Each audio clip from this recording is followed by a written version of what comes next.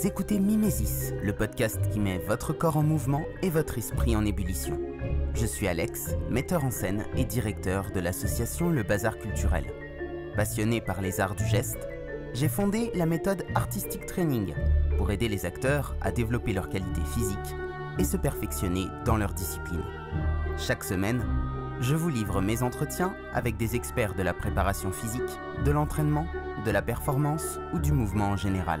Que vous soyez artiste, sportif ou simplement curieux, cette émission sera l'allié de votre progression.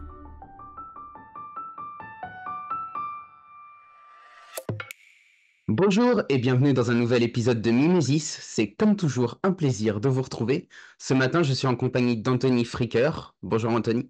Salut tout le monde, salut Alex. C'est un plaisir de t'accueillir ce matin pour échanger sur ton travail. Donc, tu as un compte Instagram qui s'appelle Body Mind Process. Tu es coach sportif depuis plus de 10 ans. Tu as une démarche qu'on pourrait qualifier de holistique. Tu t'intéresses à l'accompagnement global de tes élèves, tant sur l'aspect physique que mental. Je crois que j'ai à peu près fait le tour. Est-ce que j'ai oublié quelque chose? Alors, petite précision, je ne suis pas coach sportif depuis plus de 10 ans. Je totalise mon expérience, ma pratique personnelle depuis plus de 10 ans. Je suis coach officiellement depuis 5 ans. Ce qui est déjà pas mal. Ouais, c'est déjà pas mal. Quand tu vois que la plupart des gens s'arrêtent au bout de 2 ans, je pense que 5 ans, là, tu as déjà passé le palier. Tout ce qui est lié de près ou de loin à la santé, à l'être humain, c'est pas des métiers que tu peux faire comme ça. C'est pas des décisions qui se prennent sur un coup de tête. C'est vraiment est-ce que ça te correspond, est-ce que ça te ressemble, sinon tu peux pas durer dedans. C'est énormément de, c'est énormément d'investissement. C'est un travail qui est très profond justement parce qu'on travaille avec l'humain. Donc voilà, c'est pour ça qu'il y a autant de turnover justement dans le métier du coaching sportif. Ça fait rêver un petit peu toujours tout le monde, mais encore une fois, il y a la réalité du terrain, ce qui se passe vraiment concrètement dans le travail avec les gens et ce qu'on voit sur les réseaux sociaux, etc. Ouais, ouais, c'est la différence aussi entre s'entraîner soi-même et entraîner quelqu'un d'autre, quoi. Parce que forcément, Exactement, quand exactement. tu vois le boulot, c'est sûr que c'est kiffant, ça fait rêver tout le monde de se dire que tu vas pouvoir t'entraîner sur tes heures de travail, mais en vrai, Ouais, non, en vrai, en vrai, c'est ça pas que fait ça, quoi. pas du tout comme ça. Ouais. Bref, avant qu'on rentre dans le vif du sujet, c'était un livre, Anthony. Si j'étais un livre, je serais, je sors toujours un peu le même là quand on me pose la question. Un livre qui m'a beaucoup marqué, c'est Sapiens de Yuval Noah Harari. Je trouve que ce livre est une base, une mine d'or pour justement comprendre un petit peu qu'est-ce que l'être humain dans sa globalité, qu'est-ce qu'était l'être humain jadis, qu'est-ce que nous sommes aujourd'hui et qu'est-ce que nous serons possiblement à l'avenir. Donc je pense qu'avec ce livre-là, je le conseille vraiment parce qu'il traite vraiment de tous les sujets, d'accord? Que ce soit notre évolution, notre culture, comment s'est façonné le monde. Et ça amène vraiment des pistes de réflexion très intéressantes pour justement interagir dans le monde d'aujourd'hui. C'est quoi? C'est un roman? C'est un essai? C'est quel type de bouquin? Non, non, comment dire, c'est comme un genre de documentaire en fait qui relate l'histoire de l'humanité, donc depuis ses tout débuts, depuis l'apparition de l'homme sur la Terre jusqu'à aujourd'hui. Donc en fait, il retrace toute l'évolution de la société humaine, de son point de départ jusqu'à aujourd'hui. Il a même fait une suite qui s'appelle Homo Deus, où là on part vraiment dans ce que pourrait être possiblement notre avenir. Donc voilà, pour moi c'est vraiment un livre que je conseille à tout le monde, vraiment, parce que c'est pas orienté, c'est pas influencé, c'est vraiment. Il y a beaucoup de choses qui sont factuelles, donc c'est très intéressant. Ça t'amène vraiment à avoir après ta propre piste de réflexion sur comment voir le monde tel qu'il est aujourd'hui. Je pense que si on comprend les choses, on est à même de pouvoir interagir avec elles. Souvent, ce qui se passe, c'est que justement, les personnes naviguent un petit peu à l'aveugle dans leur vie, dans le monde, parce qu'elles n'ont justement pas ce recul, elles n'ont pas un petit peu cette vision de ce qui fait que nous sommes ce que nous sommes aujourd'hui. Ça permet vraiment voilà, de créer une pensée vraiment critique. Génial. Si t'étais un film? Mmh. Voilà, bonne question. Moi qui suis cinéphile depuis ma tendre enfance, si j'étais un film, allez, là comme ça, sans trop réfléchir, je dirais V pour Vendetta. Ah ouais, ok, ouais. Génial. Génial Tu ce film. connais? Incroyable. Euh, Ouais. C'est un de mes films les, préférés aussi, hein. les vrais savent, les vrais savent. Si t'étais une époque. Ah, si j'étais une époque, bonne question. Je pense qu'il y a quelques temps en arrière, je t'aurais répondu vraiment à l'époque des chasseurs-cueilleurs, tout ça. Maintenant, au final, je dirais aujourd'hui. Aujourd'hui, parce qu'on est à une époque où tout est possible, en fait, justement, avec ce recul, quand tu vois d'où on est parti, tout ce qu'on a traversé, quand on se rend compte qu'on est à une époque, en fait, où il y a des opportunités, des possibilités qui sont vraiment infinies. Genre, aujourd'hui, on a vraiment la capacité, littéralement, hein, de devenir absolument tout ce qu'on a envie de devenir, en y mettant évidemment, bien évidemment, le travail et les moyens nécessaires. Mais voilà, je me suis réconcilié avec justement cette époque d'aujourd'hui. Et elle a ses bons et ses mauvais côtés. Mais voilà, je préfère m'attarder justement sur le côté positif qui fait que voilà, il y a pas de limite en fait à ce qu'on peut entreprendre aujourd'hui. Et c'est très beau. Si t'étais une citation, Euh, citation. une devise, un proverbe, un dicton. Voilà, franchement, je vais être grave cliché. Mais, mais je vais citer Marc Aurèle. Je pense que je ne serai pas le premier. Donne-moi la force Ah de oui. changer ce qui peut l'être. La sagesse, non, mince, la force d'accepter ce que je ne peux changer et la sagesse de distinguer l'un de l'autre. C'est Ouais, génial. classique, mais Bah, je trouve qu'il est ouais, vraiment. t'es le Ouais. premier à la citer. Ah ouais? Ouais, Attends. j'aime beaucoup Socrate, connais-toi toi-même, mais Ouais. Marc Aurèle, C'est ouais, pas t'es le toi-même, premier. exactement. Aussi, c'est très bien. Ouais. Ouais. Et si t'étais une créature légendaire? Créature légendaire. C'est une bonne question, ça. Une créature légendaire, je sais pas, franchement, je sais pas, un phénix, allez, je renais de mes cendres. Cool. Alors, Anthony, c'est quoi ton pourquoi? C'est quoi l'énergie qui te pousse en avant, qui te motive à te lever chaque matin? Pourquoi est-ce que tu fais ce que tu fais? Vaste question, t'es prêt à ce que je te frotte le Vas-y, cerveau pendant 3 heures? vas-y, grave. C'est une question qu'on me pose souvent, en plus que j'ai souvent l'occasion d'aborder avec les gens avec qui je travaille. C'est tout simplement en fait voir les processus d'évolution chez les personnes. Quand je vois des personnes qui démarchent pour la première fois, qui arrivent avec des problématiques catastrophiques, qui sont en méforme, qui n'ont pas confiance en elles, qui ne sont pas bien dans leur corps, quand je vois en fait que déjà il y a cet élan de volonté, d'acceptation, de voir que le constat de base ne me satisfait pas, que j'ai envie de tendre vers quelque chose, que je mets les démarches en action pour entamer ces processus-là et que je vois ces processus évoluer, que je suis les personnes jour après jour, que je les vois se transformer littéralement, que ce soit physiquement, que ce soit mentalement, pour moi, mais genre, c'est incroyable, genre c'est d'une puissance, ça n'a pas de, j'ai pas les mots pour décrire ça. Moi, c'est quelque chose que j'ai moi-même traversé par le passé parce que moi, j'ai pas du tout toujours été sportif. Au contraire, moi j'ai eu un passé très hardcore entre guillemets. Et du coup, en fait, j'ai été la première personne à vivre de l'intérieur en fait ce changement de vie radical, cette transformation sur le moyen long terme qui m'a apporté en fait tellement de joie, de bonheur, de gratitude dans ma vie que quand je vois en fait que moi j'arrive à apporter ça aux gens, c'est c'est un moteur nucléaire, quoi. Donc voilà, c'est ça qui me pousse. Ok, ok. Tu parles souvent dans les vidéos que je te vois faire sur Instagram, notamment justement de l'importance de se fixer des objectifs. C'est quoi tes objectifs du moment à toi?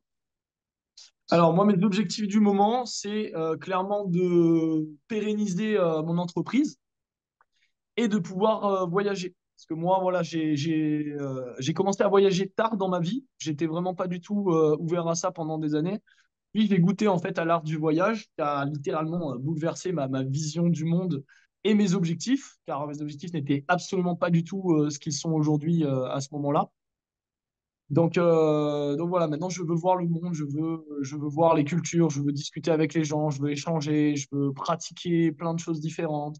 Donc là, voilà, concrètement, développer mon business pour pouvoir vivre cette vie que j'ai envie de mener, voyager à travers le monde et m'enrichir toujours plus et pouvoir par la suite transmettre aussi cette richesse aux gens avec qui je travaille. Hmm. Ouais. Quand tu t'es lancé, en fait, tu étais déjà sur la perspective d'un business en ligne ou c'est venu du coup par la suite? Comment est-ce que ça s'est fait pour toi, ce cheminement du coup à la fois de vouloir accompagner des gens à distance et en même temps de voyager, de vivre ta vie, etc. Ouais, bah, comme je te l'ai dit, en fait, à la base, c'était absolument pas du tout mon objectif. Au contraire, j'avais même des idées très fermées sur le suivi à distance. Moi, j'étais vraiment quelqu'un, en fait, du physique, du relationnel direct. Je pensais que c'était vraiment ça qui faisait toute la différence. Donc, comme je l'ai dit, déjà, il y a eu les voyages qui m'ont ouvert l'esprit. J'ai pu rencontrer des personnes hyper inspirantes, des personnes qui ont réussi aussi à casser un peu certaines croyances limitantes dans mon esprit. Et puis aussi, voilà, la simple pratique de mon métier sur les années, je me suis rendu compte qu'en fait, pour justement concrétiser des objectifs, on n'a pas besoin vraiment d'être présent physiquement. Ce qu'on a besoin, en fait, c'est d'une ligne de conduite et d'une méthodologie. Tant que tu as l'accompagnement nécessaire, que tu as l'entretien de la motivation, que tu as, comment dire, les protocoles qui sont adaptés à ce que tu recherches, c'est ça en fait qui va t'amener les résultats et pas le fait d'être tenu par la main pendant tes séances en physique toujours. Au contraire, moi j'ai pu constater chez certaines personnes, heureusement pas chez tous, hein, mais que parfois ça faisait même l'effet inverse. Chez certaines personnes, ça pouvait au contraire créer une forme de dépendance au coaching en fait, une forme de dépendance à l'accompagnement. Le fait d'être toujours avec le coach qui te dit quoi faire, qui te pousse, nanana, je me suis rendu compte que des fois, après avoir travaillé pendant 2 3 ans avec une personne, ben, quand on mettait un terme à tout cela, ben, il n'y avait pas de continuité derrière.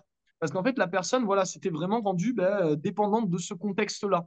Là, vraiment, le fait de travailler à distance, je développe en fait une autonomie qui est vraiment incroyable chez les personnes. Et c'est ça, en fait, qui leur permet de garder vraiment une ligne de conduite pour tout le reste de leur vie derrière. Elles savent que le travail qu'elles auront accompli, elles l'auront accompli seules, évidemment sous ma supervision, avec mon accompagnement, mes conseils et mon soutien, mais elles ne sont pas en fait dépendantes de ma présence.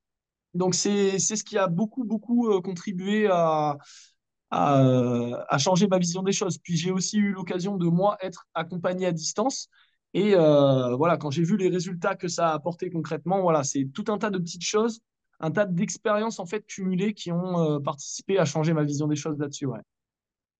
Ouais, j'avoue que moi je suis assez fermé à ça pour l'instant. C'est vraiment quelque chose qui dans ma vie m'attire pas du tout. J'ai eu aussi Mhm. l'occasion d'être suivi à distance et c'est vrai que ça s'est toujours bien passé.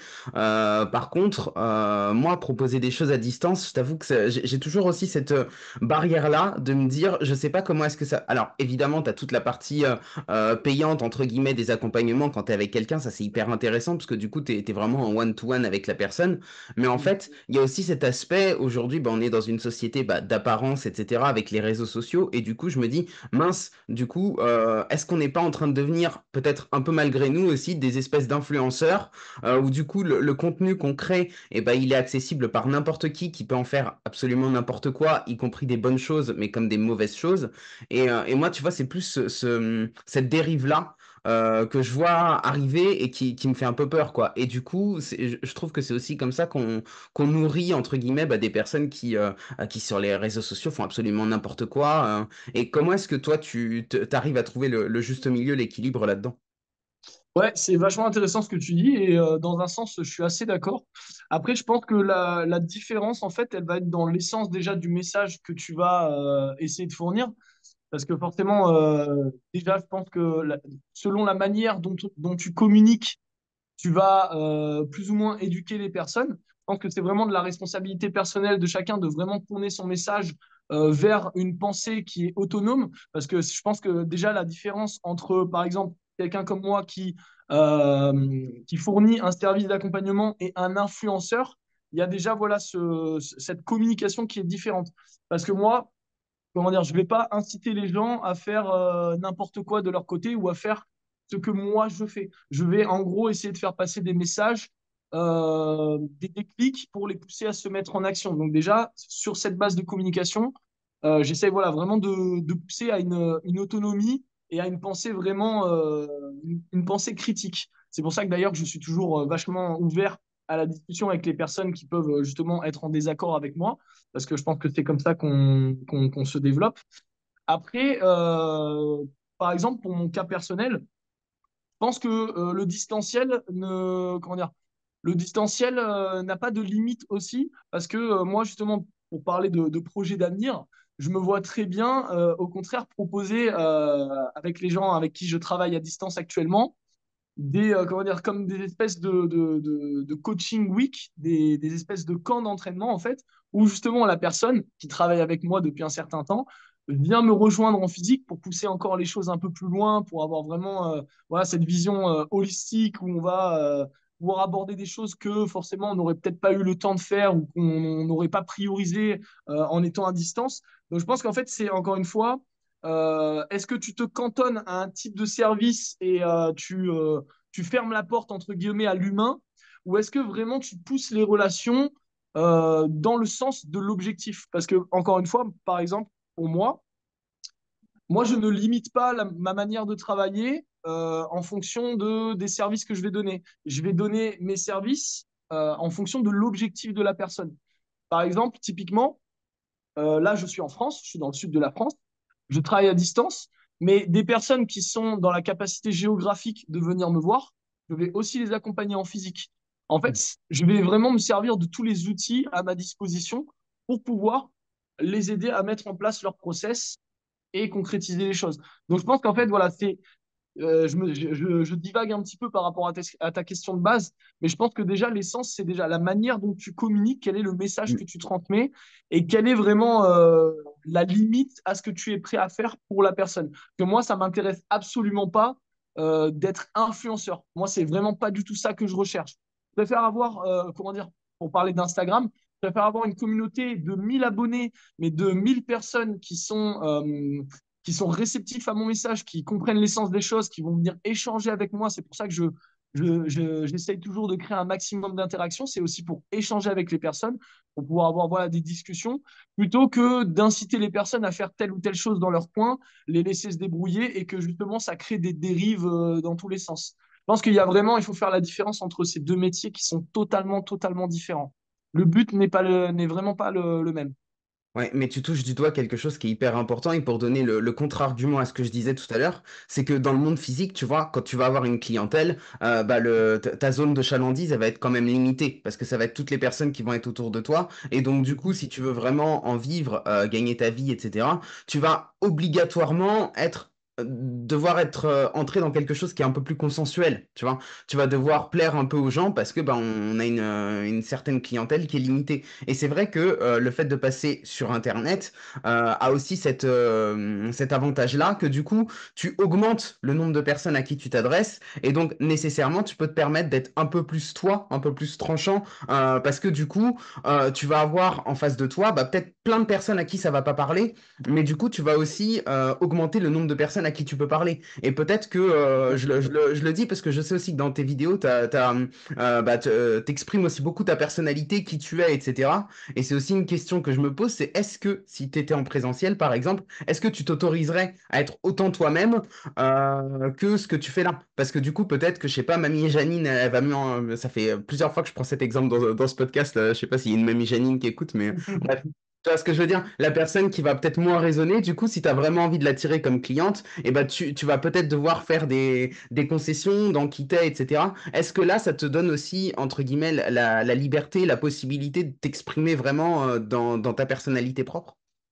Clairement, mais clairement, je pense que vraiment, oui, tu as tout résumé dans ce que tu dis, et c'est aussi ça l'objectif, parce que voilà, comme je t'ai dit, moi, à la base, je suis quelqu'un du terrain, donc je suis quelqu'un qui a bossé voilà, en physique, avec tout type de personnes, j'ai bossé avec des hommes, avec des femmes, des jeunes, des plus âgés, vraiment, j'ai vu des pathologies, j'ai vu vraiment, en fait, un panel de personnes très, très ouverts, très différents, et justement, comme tu l'as dit, en fait, tu peux pas quand tu es vraiment en présentiel et que tu travailles justement dans un secteur, eh ben, il y a forcément en fait un moment où tu ne pourras pas être 100% toi-même parce que justement, tu vas devoir t'adapter en fait complètement à la personne qui est en face de toi. C'est pas forcément négatif parce que forcément aussi déjà on vit en société. Donc en société, on a l'habitude aussi comment dire, de moduler un peu notre façon d'être pour vivre les uns avec les autres. Donc ça, on le fait déjà un peu tous plus ou moins, d'une manière plus ou moins assumée dans notre vie de tous les jours. Mais c'est vrai que justement, moi, c'est ce raisonnement que j'ai eu quand au bout d'un moment, j'ai je sentais en fait un petit peu cette dissonance avec les personnes qui pouvaient venir vers moi, que je pouvais avoir en présentiel, où par exemple, j'étais beaucoup plus aligné, je me sentais beaucoup plus serein et j'avais beaucoup plus de flow dans ma manière de travailler quand j'étais avec un type de personne avec qui je n'avais aucun filtre à avoir et avec qui je pouvais être vraiment parfaitement moi-même. On va dire qu'avec ces personnes-là, en fait, je pouvais vraiment donner 100% de mes compétences, de mes connaissances, une énergie vraiment authentique parce que justement, j'essayais pas de me trahir. Et comme tu l'as dit, c'est ça que j'ai pu aussi retrouver grâce à Instagram, c'est vraiment cette authenticité. Parce que voilà, comme tu dis, tu vas toucher plus de monde, donc on peut se permettre en fait d'enlever tous ces filtres et de venir chercher en fait la personne avec qui on a envie de raisonner. Comme tu l'as dit, c'est pour ça que moi je communique de façon assez, comment dire, entre guillemets, assez tranchante. C'est pas pour être clivant volontairement ou pour choquer, c'est parce que je suis le résultat de mes années de pratique personnelle et de coaching qui font que, voilà, forcément, j'ai vu tellement j'ai vu tellement de cas particuliers, de choses, de gens qui partaient de rien, des gens qui avaient des vies difficiles, qui arrivaient à s'en sortir, des gens qui, voilà, qui avaient comment dire, tous les freins du monde pour les empêcher de concrétiser des choses et malgré tout ça, réussir que du coup, ça a forgé la personne que je suis, où forcément, j'ai moins de compassion, j'ai moins de patience avec les gens voilà, qui se trouvent sans cesse des excuses, etc. Parce que voilà, mon parcours de vie fait que je... Et ça, grâce à Instagram, justement, grâce au distanciel, je peux arrêter justement de me voiler la face et d'édulcorer mon discours. Et justement, ça fait un tri naturel après. Disons que voilà, les gens qui n'apprécient pas, qui ne raisonnent pas, ben, vont se tourner vers quelqu'un peut-être d'un peu plus doux, avec un discours un petit peu plus, voilà. Et ça va me permettre justement d'attirer ces personnes avec qui je vais pouvoir donner 100% de mon intensité et 100% de mes compétences. Donc, ouais, je pense qu'en fait, on en vient à cette notion de on a toujours tout à gagner à être authentique. Peu importe que ça plaise ou que ça plaise pas. De toute façon, on est une personne, on a des perspectives, on a une façon de voir la vie, on a une façon de nous exprimer, on a des appétences, on a des choses qui nous plaisent, des choses qui nous déplaisent. Et je pense que quand tu arrives à incarner parfaitement cet être que tu es, et ben là, vraiment, tu peux donner 100% de ton potentiel. Mais ouais, au bout d'un moment, tu vas sentir de toute façon une dissonance si tu n'es pas aligné de cette façon. Tu vas sentir quelque chose qui va t'irriter. Ça va se traduire de X manières. Ça peut se traduire par de la fatigue, de la charge mentale, des blessures physiques. Mais dans tous les cas, ton corps ou ton mental va te mettre devant le fait que justement, t'es pas sur la bonne voie. Hmm. Ouais. Je t'ai lancé direct sur la question des objectifs, c'était pas du tout anodin. Ton compte s'appelle Body Mind Process, et donc Ouais. j'avais envie de te demander, est-ce que finalement le moment où on atteint les objectifs, il est si important que ça? Tu Hmm. vois, ça t'est déjà certainement arrivé à toi ou à des personnes que tu coaches, de vouloir tellement un truc, t'en rêves, t'en rêves pendant des mois, et le moment où tu l'as, ça a de la saveur, mais ça n'a pas autant de saveur que ce que tu pensais que ça aurait, tu vois. Moi, ça Mais bien m'arrive assez sûr. souvent, et c'est lié, je trouve, tu vas me dire ce que tu en penses après, c'est lié déjà à la loi de l'attraction, parce que du coup, quand tu ressens déjà que tu l'as, et ben en fait, le moment où vraiment tu l'as physiquement, bah, la sensation de l'avoir, tu l'avais déjà, donc bah, il y a un truc où, bah voilà, c'est là, mais en fait, quelque part, c'est juste la concrétisation de quelque chose qui existait déjà, et puis l'autre chose, c'est qu'en fait, bah, tout le kiff, il est dans le processus, en vrai. Mais voilà, mais là tu as tout dit. C'est pour ça que ça s'appelle Body Mind Process et pas Body Mind Goal. Voilà, l'essence, elle est là parce que, en fait, l'être humain, il fonctionne par stimulation. En fait, il a toujours besoin d'être dans un processus. Déjà, il faut partir du postulat que on est toujours en train de bouger, on est toujours en train de tendre vers quelque chose, que ce soit vers l'amélioration, vers le développement, ou au contraire vers la décrépitude. On n'est jamais immobile, on est toujours en mouvement. Donc, on est toujours dans un process. Et justement, il faut se reconnecter en fait à ce plaisir du process, comme tu dis. C'est comme quand tu fais une randonnée, tu vois. Tu fais une randonnée, tu adores le fait de marcher, de voir le paysage, tu adores, voilà, tu vois le chemin, tu kiffes, c'est ça que tu kiffes dans la randonnée. À la fin, quand tu arrives au sommet, bon, oui, c'est beau, mais ça dure quelques instants. À la limite, tu te poses une heure, tu profites un peu et après, tu repars. Parce que justement, tu as besoin, en fait, de quelque chose qui te met en mouvement et de voir, en fait, ce chemin t'accomplir sous tes yeux jour après jour, c'est ça la vraie essence de la chose, parce que on est insatisfait par nature. On aura toujours besoin d'une stimulation. C'est comme quand tu achètes une voiture, tu vois, genre, tu veux une voiture, t'es impatient, tout ça. Quand tu as ta voiture, ça dure 2 jours et après, c'est la routine, tu es dans ta voiture, ça devient banal en fait. Tu as besoin d'un nouveau projet, tu as besoin d'un nouvel objectif, tu as besoin tout le temps, tout le temps, tout le temps, tout le temps, tout le temps. C'est pour ça qu'en fait, en général, c'est pour ça que je mets l'accent justement sur le fait d'apprécier ce que tu fais, de comprendre pourquoi tu le fais. Dans mon coaching, par exemple, je discute beaucoup, beaucoup, beaucoup. Tu as pu voir un petit peu, je poste des échanges, des petits morceaux d'échanges que j'ai avec les gens. Et en fait, c'est cette partie qui est vraiment primordiale parce que c'est cette partie qui fait la différence sur le long terme. Parce que la personne, elle va pouvoir en fait développer une vraie conscience de qu'est-ce qui est vraiment en fait le chemin qui t'amène à avoir la vie que tu as envie de mener. C'est pas, OK, par exemple, la personne qui perd du poids, OK, j'ai perdu 20 kilos, et après, qu'est-ce que je fais? Je reprends les choses comme elles étaient, je continue à retourner à ma vie. Non, non, tu as perdu tes 20 kilos, et ben maintenant, je sais pas, ton prochain objectif, ça va peut-être être ça peut être encore physique, de te muscler, ça peut être, ben, écoute, maintenant je me sens bien dans mon corps, ben maintenant j'ai envie de développer des projets entrepreneuriaux, j'ai envie de rencontrer quelqu'un. Dans tous les cas, en fait, tu passes toujours d'un process à un autre. Et l'essence, elle est clairement là. C'est nous, on est là, c'est comme ça qu'on vit. La vie, elle est cyclique, tu vois. On passe de l'enfance à l'adolescence, à la vie d'adulte, etc. Enfin, on est toujours en train de suivre un processus. Et quand tu acceptes ça et que tu es pleinement dans le présent, en train de kiffer ce que tu fais plutôt que de te focaliser sur le résultat que tu vas avoir à long terme, là, il y a vraiment la magie qui opère. Et ça, pour en revenir à ce que tu disais, c'est ça qui garantit des vrais changements de vie. Le fait d'avoir cette focalisation sur l'instant présent, sur ce que tu es en train de faire, de kiffer ça, plutôt que sur l'objectif. Les gens qui se focalisent que sur l'objectif et qui n'apprécient pas le processus ne vont nulle part. Moi, je le vois depuis des années. Les gens qui me disent, bon, quand est-ce que j'aurai ça, ceci, cela, c'est des personnes qui, dans le temps, ne durent pas. Ne durent pas. Elles vont être motivées 3 mois, nanana, elles n'ont pas les résultats sur l'instant T, elles arrêtent tout. Parce qu'en fait, elles n'ont pas vu les pierres qui se posent les unes après les autres et qui forment le mur. Elle se dit, bah, mon mur, il n'est pas là. Ouais, mais ça prend du temps, ces choses-là. Et il faut kiffer, quoi. Et une fois Ouais, qu'on a pas dit mal. tout ça, comment est-ce que tu définirais le bonheur?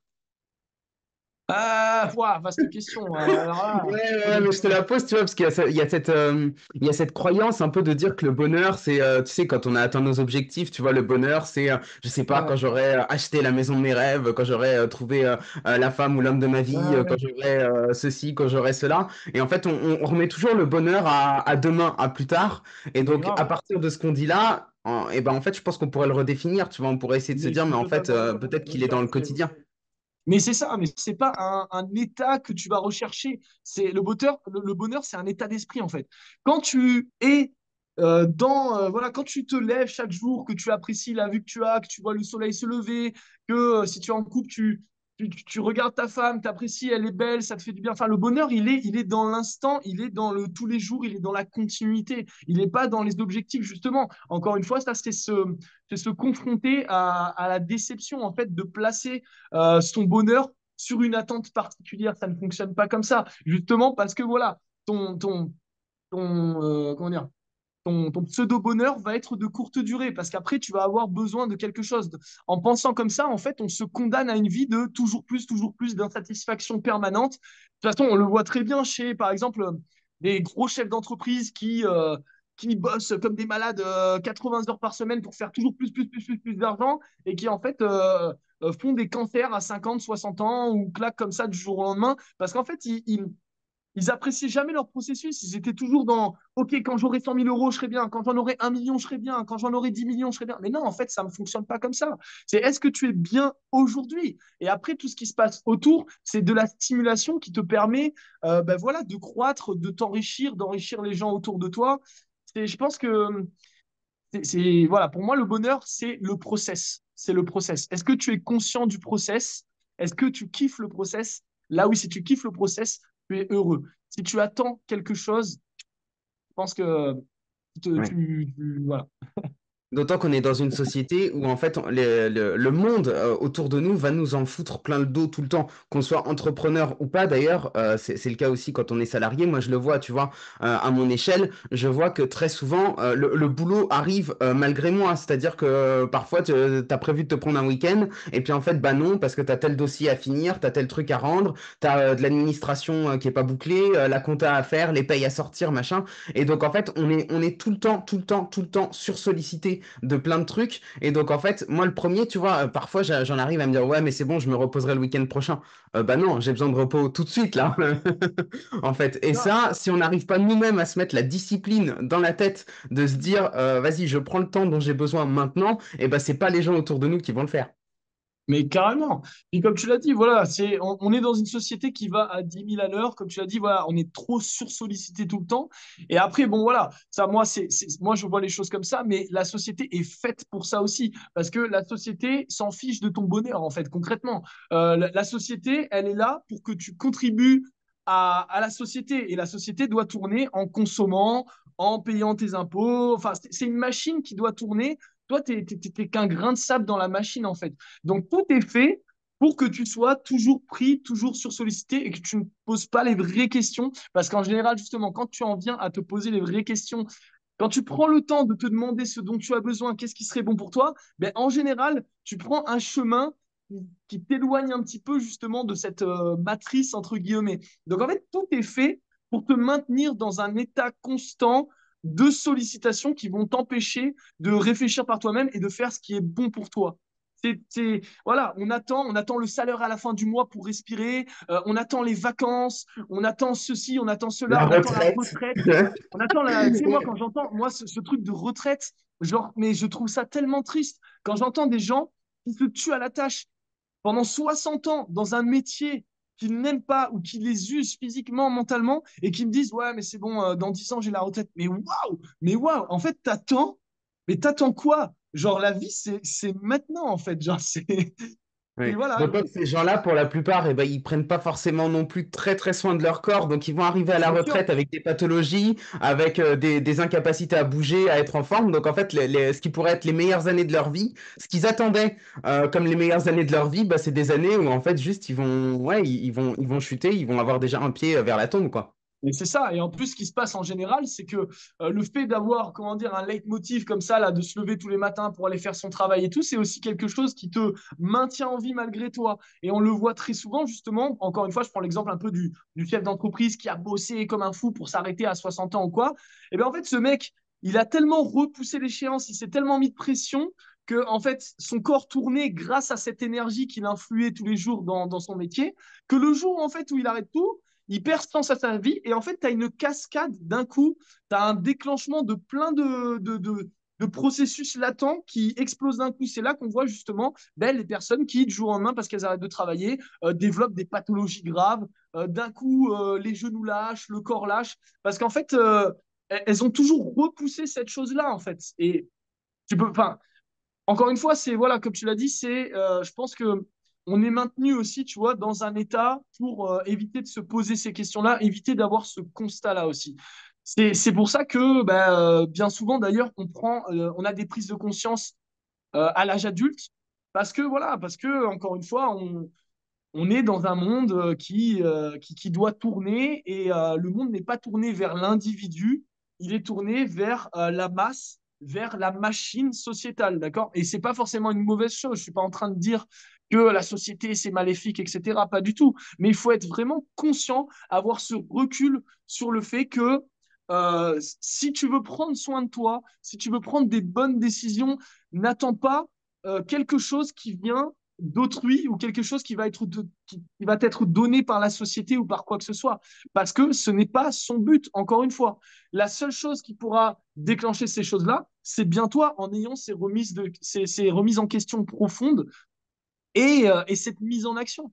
Mais voilà, encore une fois, il faut des déclencheurs, en général, je le vois, moi, ça a été mon cas personnellement, et c'est le cas chez beaucoup de personnes avec qui je travaille, c'est qu'en général, il faut quelque chose d'assez, un petit trauma, un petit effet Mm. boom, en fait, qui casse le voile et qui permet cette prise de décision pour lancer les choses. Ouais. Donc après, voilà, Ouais. des fois on les a plus jeunes, des fois on les a plus tard, mais en général, il y a quelque chose qui vient réveiller, quoi. Ouais, je suis assez d'accord avec toi. Après, il y a deux, enfin, il y a plus de possibilités que ça, mais il y a deux grosses Ouais, possibilités. C'est soit effectivement ça casse le voile et du coup tu t'engouffres dedans et du coup c'est un peu comme pour le coup une machine là pour le coup les rouages vont entraîner d'autres choses et tu vas prendre conscience petit à petit de plein d'autres choses. Et puis après, tu as des personnes qui remettent un voile par-dessus quoi. Et ça, je trouve exactement. on l'a très bien vu là sur les dernières années, notamment avec la crise sanitaire. Tu as ceux qui d'un coup, hop, ça perce le voile et hop, ils commencent à s'intéresser à ah merde, ok, d'accord, les lobbies pharmaceutiques veulent pas mon bien, ah merde, et du coup ça rentre dans le truc. Et puis après, t'as ceux qui à l'inverse se disent bah non, les œillères, je veux pas voir, tant pis, on continue comme si de rien n'était, hein. Mais on en revient à cette notion en fait de responsabilité. C'est pour ça que je communique de la manière dont je communique, parce qu'en fait, voilà, au bout d'un moment, il faut arrêter de mettre les choses sous le tapis, parce qu'en fait, on le sait. Tu vois, quand je discute avec les gens, la plupart des choses que je dis, c'est pas j'ai pas un savoir que les autres n'ont pas, ou j'ai pas. En fait, c'est des choses qu'on sait, on le sait, et on choisit justement toujours de fermer les yeux. C'est toujours un choix. C'est un choix, encore une fois, qui est assumé ou non, mais c'est un choix quand même. Le non-choix est aussi un choix. Et en fait, c'est ça, on en vient en fait à ce moment donné. Tu seras confronté plein de fois dans ta vie. C'est est-ce que tu acceptes encore une fois le véritable constat de voir les choses telles qu'elles sont factuellement, ou est-ce que tu vas encore justement poser des œillères devant tes yeux et rester dans la même dynamique encore et encore qui t'amènera toujours les mêmes résultats. J'aime bien cette phrase-là que j'avais entendue, je ne sais plus où d'ailleurs, je crois que c'était dans un film. Et bref, ça doit être un philosophe qui a sorti ça. Et la folie, c'est de toujours faire les choses de la même manière et de s'attendre à Ah, des résultats différents. Mais c'est c'est Einstein, totalement ça, c'est en une fait. phrase C'est d'Einstein, totalement ouais. ça. Ouais, ben voilà, ben Einstein, ce grand Einstein. Mais c'est tellement vrai, en fait. On a nos problèmes, on les a tout le temps sous les yeux. Il y a toujours quelque chose dans la vie, que ce soit une discussion avec quelqu'un ou, voilà, je sais pas moi, une situation au travail ou avec des amis, quoi. Il y a toujours quelque chose qui va mettre en avant notre problématique. Et en fait, c'est comment on réagit face à ça. Soit on est là, encore une fois, à essayer de se convaincre, non, ça va, mais c'est pas grave, ou alors je ferai plus tard. Soit on dit, ok, ouais, mais c'est vrai, en fait. Et là, dans ce cas-là, on met les choses en action. Après, voilà, c'est chacun chemine à son rythme, ou pas, d'ailleurs. Et chacun est maître de ce qui lui arrive dans la vie. Moi, c'est l'essence de mon discours. Et c'est pour ça, encore une fois, que je ne mâche pas mes mots. Parce que je l'ai fait pendant des années. Je n'ai plus envie de brosser les gens dans le sens du poil parce que ça ne fonctionne pas. Mm. Pour être brossé dans le sens du poil, il y a McDo, il y a les lobbies, il y a tout ce que tu veux. Ça, ils savent très bien faire, tu vois. Ils te donnent ton petit plaisir instantané. Ils te disent, t'inquiète, accepte-toi comme tu es, tout va bien, c'est nickel. Ça, voilà. Moi, je veux aller à l'encontre de ça parce que voilà, même avec ma propre famille et avec mes amis proches, je suis encore plus tranchant parce que je considère qu'avec les personnes que tu aimes réellement, il faut avoir cette honnêteté. Toujours. C'est l'honnêteté avec toi-même, mais l'honnêteté avec les personnes qui t'entourent. Et après, ben voilà, ça fait le tri naturellement dans ta vie. Les personnes sont prêtes ou pas à entendre ces choses. Et après, évidemment, on n'a jamais, comment dire, la vérité absolue. Moi, je suis toujours prêt à discuter avec quelqu'un qui n'est pas d'accord avec moi. C'est voilà, dans tous les cas, il faut toujours être ouvert. Je pense que cette ouverture, elle t'amène à vraiment des choses positives. Tant que tu es dans la fermeture, dans tes croyances limitantes, à avoir tes œillères devant les yeux, tu te condamnes en fait à jamais avancer, à stagner ou au contraire à reculer. On en vient voilà, à cette ouverture d'esprit, tout simplement. Ouais, tu parlais tout à l'heure de sortir de la matrice. Ça passe par quoi pour toi le fait de développer un esprit critique? Est-ce que c'est par les livres? Est-ce que c'est par le cinéma? Est-ce que c'est par plein de choses? Ouais. Alors moi, comme je te disais, déjà, mon père était vraiment cinéphile. Donc, en fait, depuis que j'ai des souvenirs, j'ai toujours regardé plein de films. En fait, j'ai cultivé ma créativité depuis tout petit. J'ai toujours été quelqu'un de créatif. Donc voilà, j'ai beaucoup le cinéma, les livres. En fait, je pense que créer soi-même, orienter en fait ta pensée vers les choses qui nous intéressent profondément. Déjà, je pense que le premier truc, c'est couper sa télé, clairement. Couper sa télé, enfin, quand je dis couper sa télé, c'est couper les chaînes où l'on ne choisit pas ce qu'on va regarder. Parce que notre attention, en fait, elle est toujours sollicitée, elle est toujours happée par quelque chose. Donc, si toi, par toi-même, volontairement, tu ne choisis pas de placer ton attention sur quelque chose que tu auras choisi, eh ben, quelqu'un va capturer ton attention et va te la positionner sur quelque chose. C'est ce qui se passe, c'est le principe des informations des médias. Les médias, c'est exactement ça. Elles capturent ton attention, elles te disent ça, il se passe, c'est comme ça que ça se passe. Et toi, du coup, tu en fais ton propre discours derrière, parce que quoi qu'il arrive, on est influençable. Donc, je pense que oui, voilà, il faut développer une pensée critique en essayant de rechercher par soi-même les choses qui nous intéressent. Ça commence aussi, encore une fois, par cultiver son corps. Je pense que le fait de cultiver son corps, ça t'amène à vraiment, comment dire, à t'intéresser à encore plus de choses pour voilà, développer ton mental, ton esprit, etc. Il y a vraiment voilà, cette créativité à entretenir, c'est très important. Je me suis un peu éloigné du sujet, je ne sais plus ce que je voulais dire, mais On parlait d'esprit critique, et là j'avais envie de te demander, est-ce que toi, par le passé, tu as eu des croyances, des dogmes que tu as fait péter, et si oui, comment est-ce que tu les as fait péter? ah bah oui, bah clairement, mais moi je suis justement, c'est pour ça que je me permets aussi d'avoir ce discours un peu rentre dedans, c'est parce que moi, je suis pas un mec qui, depuis tout petit, a fait du sport, a toujours eu un mode de vie sain, etc. Non, au contraire, moi je suis l'antipode, je suis l'an- je suis l'opposé même de ça. Moi j'ai découvert le sport, ça a changé ma vie quand j'avais 21 ans, 22 ans à peu près. J'en ai 30 aujourd'hui, donc ouais, allez, 20 ans, ça fait 10 ans. Parce que moi, à l'époque, pour vraiment rentrer dans le côté personnel, j'étais drogué, j'étais alcoolique, j'étais en haine de la société, je voulais que la société brûle, je voulais que... Enfin, j'étais vraiment dans une rébellion contre moi-même et dans une rébellion contre le monde. Je haïssais tout, j'avais des croyances limitantes, j'étais hyper fermé. Quand j'entendais des gens qui, comme moi aujourd'hui, par exemple, te disaient que bah, tu as la possibilité de faire les choses et tout, je leur disais, ouais, tu connais pas ma vie, etc. Enfin, j'étais vraiment dans une fermeture absolue. Donc, pour en revenir à ça, je pense que, encore une fois, on en revient à cette notion de soit il y a quelque chose qui va s'imposer à toi, qui va créer un déclencheur et qui va t'amener en fait à cheminer vers une autre version de toi qui sera justement plus ouverte et plus enclin à faire des expériences et à développer cette pensée critique et, euh, et comment dire, cette perspective sur le monde. Soit, encore une fois, tu es dans le déni et tu récoltes en fait les fruits de la pensée que tu as. Moi, par exemple, j'ai été obligé de me mettre au sport parce que j'ai eu de graves problèmes de santé. Donc, quand j'avais 18 ans, j'ai frôlé la cirrhose du foie à 18 ans. Enfin, c'est quand même une catastrophe. C'est minable, quoi, même quand j'y repense. Et en fait, c'est cette obligation, quand mon médecin m'a dit clairement, bon, Anto, c'est soit tu fais quelque chose de ta vie, de ton hygiène de vie, tu te mets à te bouger, soit dans 3 ans, t'es mort. Quand il m'a dit ça, en fait, ça a fait un switch. Ça a fait un switch au niveau de mon cerveau. Mais le truc, il n'a pas été que là. Genre, parce que ça a fait un switch sur l'instant, ok. Donc, j'ai commencé à lancer les choses. Mais après, il y a eu, encore une fois, tout un process. Je me suis lancé dans le sport, etc. Il y a des moments où j'ai arrêté, j'ai repris, j'ai arrêté. Pareil au niveau de l'alimentation, j'ai fait des erreurs, j'ai des machins. En fait, j'ai cheminé petit à petit, à ma hauteur, à ma vitesse, jusqu'à en fait développer cet état d'esprit, le corps que j'ai aujourd'hui, la pensée que j'ai aujourd'hui. Mais putain, je crois que j'ai dérivé complètement de ce que tu me demandais au début. Non, non, non, non, non, t'es dedans là. On parlait des croyances, des dogmes que t'as Oui, fait voilà, péter, tout ça. Donc, exactement.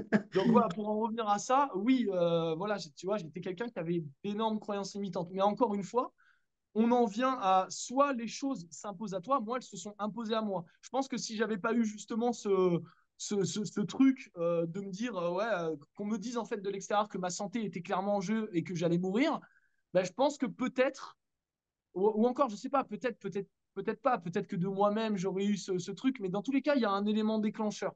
Et il faut, voilà, au bout d'un moment, accepter de remettre ses croyances en question. Mais ça se fait pas du jour au lendemain. Les gens, quand on parle de ça, ils ont l'impression que ça y est, je choisis de ne plus croire ça et maintenant je crois ça. Non, encore une fois, c'est des process. C'est en mettant des actions concrètes, des habitudes, voilà, en discutant avec des gens, en pratiquant des choses, en lisant des bouquins, en regardant des films, en écoutant des podcasts, tout ça. Petit à petit, tu participes en fait à un changement de croyance. Parce que tu t'intéresses, tu t'investis dans un process. On en revient toujours, c'est pour ça que voilà, body mind process. Quand tu as compris la puissance de ce cheminement, tu peux tout modifier. Il n'y a pas de chose qui est figée, rigide. Il faut juste faire confiance au temps et s'investir dans les choses. C'est tout. Ouais. Il y a quelque chose dont on n'a pas parlé, mais qui est aussi très important, c'est la notion de discipline là-dedans. Oui, Parce que très souvent, quand on voit des personnes qui sont, bah, comme nous, passionnées de sport, etc., on a l'impression que ça a toujours été le cas. Toi, tu fais bien de dire qu'effectivement, tu as commencé à 22 ans. Moi, j'ai commencé un peu plus tard. Moi, j'ai commencé à 24 ans. Mais je peux te dire que la première fois, les premières fois que j'ai pris mes baskets et que je suis allé courir, c'était pas du tout un kiff. C'est parce que je me forçais à le faire. Et c'est après, à force de le faire, que tu te dis, mais en fait, c'est cool. Est-ce que du coup, je peux implémenter du sprint? Ok. Est-ce que du coup, je peux rajouter des abdos en fin de séance? Est-ce que du coup, je peux apprendre à faire une pompe, à faire des squats? Et donc, du coup, tu vas de plus en plus loin dans le process, justement. Mais en fait, c'est pas parce que tu kiffais au départ. Et après, tu kiffes. Mais au départ, c'est juste, tu te bouges le cul, quoi. mais clairement, mais cette notion de discipline, elle est primordiale. En fait, tu es obligé, justement, c'est ça la mise en action. Tu vois, au lieu d'utiliser le mot discipline, je parle de mise en action. Mais oui, le mot discipline, il est important. Parce que, encore une fois, voilà, tu as besoin de commencer à faire les choses. Les choses ne seront jamais faciles du jour au lendemain. Encore une fois, c'est toujours ce process, ce cheminement. Pour apprécier le process, tu es obligé de te lancer. Oui, au début, c'est dur pour tout le monde. Pour tout le monde, il faut se faire violence. Notre cerveau, il est programmé pour être économique, il est programmé pour être, voilà, il est dans ses habitudes. Dès que tu sors de ses habitudes, c'est une violence, c'est une sortie de zone de confort. Donc, tu vas obligatoirement devoir t'exposer en fait à ce changement, à cette un petit peu douleur entre guillemets, d'imposer justement cette discipline pendant un temps pour justement goûter vraiment au plaisir du processus. Mais oui, c'est la notion de discipline, elle est obligatoire. Et c'est justement, c'est là où vraiment, encore une fois, l'essence de mon travail, elle réside.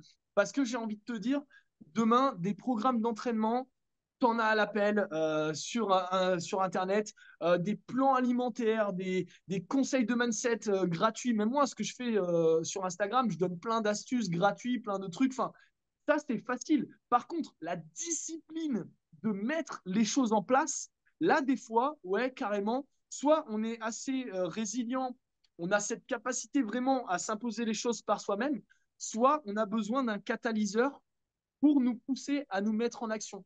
Donc le catalyseur, ça peut être un coach, ça peut être quelqu'un de notre famille, ça peut être un objectif, quel qu'il soit. Dans tous les cas, on a besoin au début de créer cette discipline. C'est vital. Sans ça, il n'y a pas de magie qui opère, il n'y a rien qui se passe. Et je pense même que c'est vraiment une loi fondamentale de l'univers. Alors, s'il n'y a pas de régularité, il n'y a rien qui se passe. C'est comme tu vois, les roches qui sont érodées par l'eau. C'est l'érosion répétée, donc c'est cette régularité qui crée l'érosion. De l'eau sur un rocher ne va pas l'éroder en une fois. C'est à force, à force, à force. C'est ça, c'est dans la nature, tu peux le constater partout. Quand tu regardes une plante, elle a besoin d'être régulièrement arrosée. Tu as besoin de discipline justement pour arroser ta plante régulièrement pour qu'elle puisse croître en fait. Dans le vivant, dans l'univers, c'est une loi fondamentale. C'est voilà, amen. Justement, on va changer un peu de sphère. Est-ce que tu crois au destin? Euh, Bonne question. Franchement, aujourd'hui, je serais même pas à même de te répondre. Selon les périodes de ma vie, je te répondrai oui, je te répondrai non. Je pense que ouais, je pense plus au champ quantique, tu vois. Moi, je pense plus que, en fait, on est dans un multivers, tu vois, et que à chaque fois, en fait, à chaque décision que tu prends, il y a tout un arbre, tu vois, tout un champ de route qui s'ouvre. Et en fait, chaque décision, elles te font prendre une direction à droite, à gauche, et ça influence, en fait, toujours en continuité la vie humaine. J'aime pas trop parler de destin parce que dans la notion de destin, il y a un peu le non-choix ou la chose qui est prédéfinie. Moi, au contraire, je serais plus à dire que justement, chaque petite décision, chaque regard que tu vas porter sur chaque chose va orienter de manière drastique la suite de ton chemin. Donc, ouais, je pense que non, en fait, je ne crois pas vraiment au destin. Je pense que peut-être que tu as, comment dire, il y a peut-être une forme de destin dans le sens où tu as comment dire, quelque chose dans laquelle tu vas être plus compétent, dans laquelle ça va être. Il y a une voie qui est facile pour toi. Il y a une voie qui est facile, mais tu choisis ou non de la prendre et de la suivre de telle manière. Donc, voilà. Oui. Je te rejoins assez sur la notion de champ quantique, etc. Moi, il y a un truc qui me fait bader de fou quand je le regarde, c'est tout ce qui est glitch dans la matrice. Tu sais, ces Ouais, moments, je sais pas si tu t'intéresses aussi, c'est ces moments où du coup on peut switcher d'un univers à un autre, mais j'allais dire par défaut, mais par erreur en fait. Tu vois, c'est le truc où ça. Et j'adore écouter des histoires comme ça me fait, ça me fait bugger le cerveau. Je me dis, mais imagine, c'est vrai quoi. Imagine ouais, le nombre de possibilités, tu vois. Là, peut-être qu'il y a un autre univers où ce podcast il est en train d'avoir lieu, mais on est en train de parler de complètement autre chose. Et ouais, puis du coup, ouais, tu peux carrément. multiplier comme ça les trucs. Mais grave, C'est grave. assez génial, quoi. Et moi, j'adore aussi, mais je résonne parfaitement à ce que tu dis. Moi, j'adore justement prendre le temps d'avoir des conversations comme ça avec ma femme, avec mes amis. On part tout le temps trop loin. La dernière fois, on parlait de la théorie de la simulation, on parlait des rêves, tu vois, justement, possiblement que quand tu pars dans ton subconscient, tu te connectes à d'autres réalités, etc. Enfin, mais c'est beau justement aussi de se poser ce genre de questions parce qu'encore une fois, tu laisses la porte ouverte à des possibilités. Donc, tu es ouvert d'esprit. C'est cette ouverture d'esprit encore qui développe justement la personne que tu es dans la vie réelle, le fait de ne pas avoir de dogme, de ne pas avoir de croyances trop rigides, trop enracinées. En fait, voilà, cette possibilité, elle te donne encore une fois matière à créer ta propre réalité. Et c'est ça qui est beau. C'est pour ça il faut cultiver justement cette discussion, ces petits délires, entre guillemets, parce que voilà, ça creuse. On approche de la fin de cet entretien. Il me reste une question à te poser. Est-ce qu'il y a une leçon que tu as apprise récemment, quelque chose que tu as compris de la vie, de la société, des humains en général? Ouais, ouais, il y a quelque chose qui a beaucoup résonné en moi à partir du moment où en fait j'ai fait mon shift entre mon travail présentiel qui est passé à distance. Je me suis rendu compte que voilà, il faut toujours se cultiver soi-même. Il faut vraiment penser à soi-même, être égoïste dans le bon sens du terme, parce que voilà, l'égoïsme c'est la culture de soi, d'accord, dans la définition. Donc c'est pas quelque chose de négatif, parce que quand j'ai décidé de faire ce shift et que justement j'ai décidé d'orienter les choses de manière à pouvoir vivre la vie que j'ai envie de mener, eh ben, je me suis rendu compte qu'en fait des personnes avec qui je travaillais depuis des années euh, comment dire, limite m'en voulait en fait, parce qu'en fait, elle prenait, elle puisait dans ce que je pouvais leur apporter, mais à aucun moment il y avait comment dire, cette, cette conscience de, en fait, je m'en fous que mon coach il ne vive pas la vie qu'il a envie de mener, je m'en fous en fait de sa vie du moment qu'il améliore la mienne. Et en fait, cette leçon, elle a été vraiment, vraiment, vraiment très importante pour moi. Parce que moi qui suis quelqu'un qui donne, quand je travaille avec quelqu'un, je donne sans compter. Je donne mon temps, voilà, je donne avec passion. Mais il faut aussi toujours justement apprendre à penser à soi en priorité parce que c'est ça qui va nous permettre d'être bien avec les autres. Donc je dirais vraiment, voilà, pour conclure tout ça, cultivez-vous vous-même, cultivez votre corps, cultivez votre santé, cultivez votre esprit, et vous serez à même de dégager ça, d'irradier ça autour de vous. Mais pas l'inverse. Si vous pensez trop aux autres, vous allez vous délaisser, et vice-versa, ça va venir impacter tout ce qu'il y a autour de vous. Donc cultivons nous-mêmes. Et ce sera le mot de la fin. Merci beaucoup, Anthony. C'était un plaisir de te recevoir ce matin. Ben, merci à toi aussi, Alex, d'avoir pris ce temps. C'était un plaisir aussi d'échanger avec toi. Et voilà, j'espère que tes abonnés auront matière à réfléchir avec tout ça. Eh ben, Et je te j'espère, remercie mais je encore une fois. pense. Merci d'avoir écouté cet épisode jusqu'au bout. Avant de vous dire au revoir, laissez-moi vous rappeler que si le podcast vous a plu, vous pouvez nous laisser une note positive, nous écrire un commentaire ou encore vous abonner si ce n'est pas déjà fait. Pour les personnes qui veulent aller plus loin, vous pouvez devenir adhérent du Bazar Culturel. C'est la meilleure manière de nous soutenir et de nous permettre de vous proposer chaque semaine un contenu de plus en plus qualitatif. Sur ce, je vous dis à lundi prochain et en attendant, restez en mouvement.